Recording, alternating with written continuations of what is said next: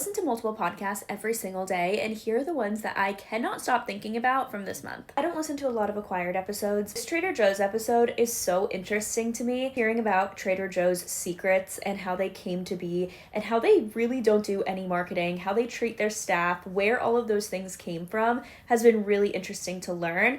And I'm only halfway done with this one, and it's made that big of an impression on me. If you are a content creator and you're looking to make this more into a business, you have to listen to Colin and Samir. They're one of the biggest creator podcasts for a reason, and this one about Substack was really interesting, and it convinced me to move my newsletter to Substack. This is an old podcast episode, but it has made such a lasting impression on me. I've been a 1D stan since I was like 15 on Tumblr. I'm very proud to say that I went to see them live in concert when they were opening for Big Time Rush. That's how long I've loved One Direction. Louis was always my favorite. And hearing this and learning about his story, how he dealt with fame, how the guys are after the band, and just hearing all of the grief that he has gone through in his life made this one of my favorite Diary of a CEO episodes. If I could pick one person to have dinner with, it would be Emma Grede. I am obsessed with her. She is definitely my founder inspiration. This one in particularly was so interesting because I am nosy and I want to know what people's relationships are like, and I just loved hearing her and her husband talk about how they work together, how they met, and how they formed this